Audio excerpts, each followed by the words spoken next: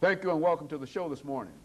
The topic this morning is African Americans and the Constitution, and we're fortunate to have with us the Dean of the College of Arts and Sciences at Tennessee State University, Dr. Bobby Lovett. And of course, Dr. Lovett, let me welcome you to the show this morning. Thank you, Dr. Haney. You know, Dr. Lovett, I think we've had an opportunity, excuse me, to talk to you on a number of occasions dealing with the African American experience in the New World, the African American experience during the Revolutionary War, and et cetera. But we've never had an opportunity really to talk to you about the topic that we're going to deal with today, that is the African Americans and the Constitution. And let's do that, but before we do that, let's give you an opportunity to talk about your background, your education, and some of the things that were important in your career, and eventually, excuse me, leading you to the Dean of Arts of the College of Arts and Sciences at Tennessee State University. And then we'll talk about some other aspects of the African American experience that eventually led to the Constitution. Well, Dr. Haney, I'm a native of Memphis, Tennessee. Completed high school, Booker T. Washington High School in Memphis. Attended college at Arkansas, aiming in at Pine Bluff, and received my master's and PhD degrees at the University of Arkansas at Fayetteville, and completed studies at Howard University and at Columbia University in New York City.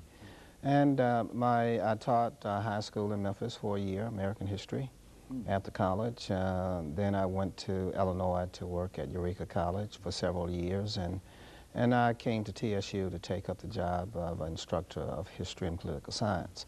And I have been at Tennessee State University for the last 26 years and served as department head, assistant dean, associate dean, and now I'm dean of arts and sciences. Very good. You know, Dr. Lovett, I think that in your career dealing with the African American experience, you've got just a whole array of experiences. But let's talk about the African in the New World, so to speak, because I think it's quite obvious that when we deal with the black experience, we have to start in Africa. And let's have you to give us some information relative to the coming of Africans to the New World, both North America and South America, if you so desire, and to talk about it from that perspective. Right. Well, few people know that slavery was already 100 years old when the first contingent of African slaves arrived in Jamestown in the year 1619. Slavery had been well established in South and Central America since 1513, 100 years before. And the slave trade had been going on really since about 1441. And by the time Columbus set sail to America in 1492, there were, for example, 25,000 West Africans living in Lisbon, for example. So Africans were in Europe as servants and workers and sailors long before the slave trade started. And in fact, many of them were just common workers aboard Columbus's ships when he set sail in 1492. A lot of that knowledge about navigating across the Atlantic he learned from them and from people in West Africa. And slavery finally established when the New World was so-called discovered by Columbus. By 1513, they're taking slaves across the Atlantic to work the sugar plantations and other farms, mostly in the West Indies. And that spreads into South America. And then about 100 years later, 1619, the first 20 Africans arrive in Jamestown, where they are sold to the English settlers. Between 1441 and about the time the slave trade stops, really in the 1870s, we estimate that about 15 million, that's a conservative estimate, about 15 million Africans were removed from mostly West Africa, with about 2% coming from east part of Africa. But about 30% of them came from the region that we would call Nigeria today. And about 28% of them came from the region of West Africa we would call Angola today. We have pretty good ship records, including at Tennessee State University, that are computerized, about 13,313 ship records, because the slavers or the captains kept pretty good logs, like a diary. Every time they picked up some cargo slaves on the West African coast, they told where they got them from, how much they paid for them, how many died aboard, where did they sell them. And so we have accurate information. We have pretty good information, so that we can trace them quite not easily, but there are pretty good records on it was a $17 billion business over that period of time. And one particular historian, Eric Williams, who was an West Indian, says in his book, Slavery and Capitalism, that American industry and European industry were basically financed by that trade. It generated a tremendous amount of profits. And those surplus profits went into really capitalizing the Industrial Revolution that England and Europe and eventually America capitalized on by the 17th and 18th centuries. And so there's a long history of the labor that the economics of slavery played a very, very significant aspect in the coming of the Industrial Revolution. Is that? Absolutely, and it also played a very important role in the industrialization of this country in the 19th century, especially in the early 1800s. And of course it played a profound role in the economics of the South because slaveholding farms are much more productive than the free farms. And African American slaves also were the skilled people of the South. They were the stone cutters, they were the brick makers, the brick masons, they were the carpenters, they were the coopers, the stone cutters, they were the people who built the houses, they were the iron makers, which was a trade that went back further in West Africa than it did in Europe.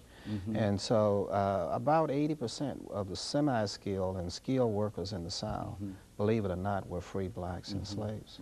And so what we're saying is that when we see pictures of some of these old antebellum mansions and et cetera, we can assume that African Americans, that slaves themselves had played a significant role in the construction of these? Absolutely. It was more likely that there was more slave labor involved in the building of those mansions than there was white labor. Most whites in the slave South were yeoman farmers. That is, they were subsistence farmers who worked their own families and made a living and so on. And only 20% of the people in the South were slave owners. But slaves made up almost 1/3 of the population of the South at that time. And so you couldn't have a ball without slave musicians. They were the ones who formed the bands.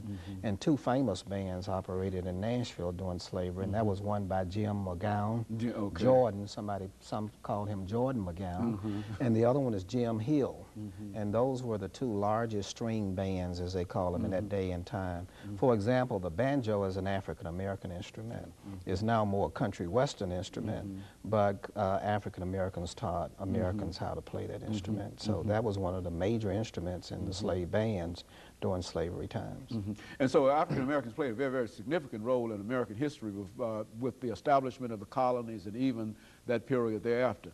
Let's have you to talk about, give us some general information about slavery during the colonial period so that we can talk about the Declaration of Independence and then the Constitution. Well, as we said, slavery developed first in the colony of Virginia with the coming of about 20 Africans sold by a Dutch vessel in 1619. But by, say, for example, 1750, half of Virginia's population consists of African Americans. And Virginia is the largest of the states right after the American Revolution. Most of the slaves were in Virginia, the North Carolina, South Carolina colony, and the Georgia colony. A lesser number were in the middle colonies like Pennsylvania, New Jersey, Delaware, Maryland, and that area. And very few in New England, where New England's economy was based on shipping and industry and small industry. Manufacturing was just beginning in the 18th century. In America, mostly distilleries and shipbuilding and things of that particular sort. So there were very few. For example, Massachusetts had more free blacks than slaves by 1780 when the American Revolution came about. So slaves were scattered in all of the 13 colonies all the way from New York to Georgia, but they were concentrated most heavily in the southern colonies where the cash crops of tobacco, cotton, indigo, and lumber were. And let me interrupt here, Dr. Lovett, as we break for our first commercial break, and we'll be back with you following this short commercial. Arts and Sciences at Tennessee State.